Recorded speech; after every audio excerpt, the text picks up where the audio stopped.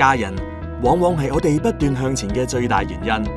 當未來充滿變數，點樣先可以時刻守護摯愛？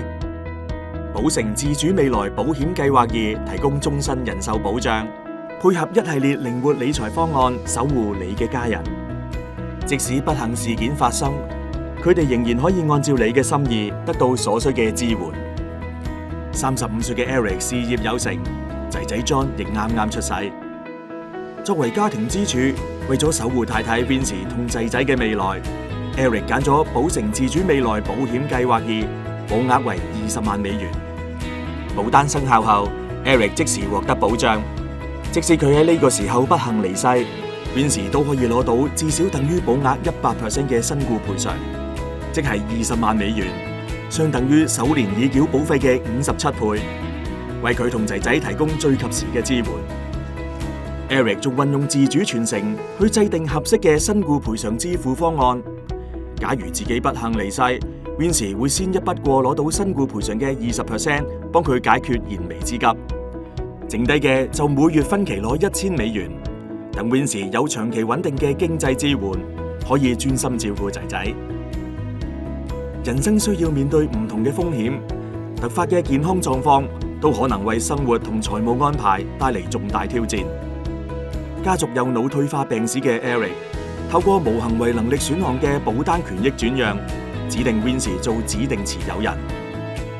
咁樣將來佢就算因受保疾病而失去行為能力，Vincy 都可以接管保單，成為保單嘅新持有人，靈活提取現金或者行使保單選項，為家人做最好嘅安排。25年過去，仔仔 John 已經踏入社會，為咗更靈活配合家人嘅需要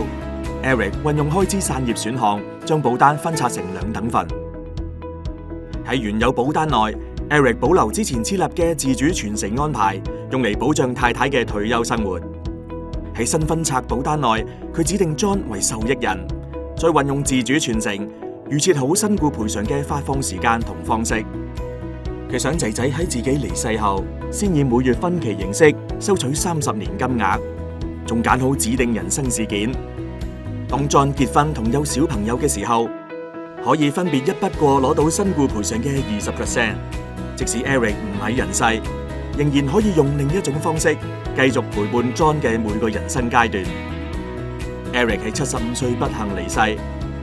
，Vincy 同 John 透過自主傳承，喺人生唔同階段都得到貼心照顧，延續安穩嘅生活。2份保單加埋嘅預期非保證身故賠償超過50萬美元，相等於已繳總保費嘅7.2倍。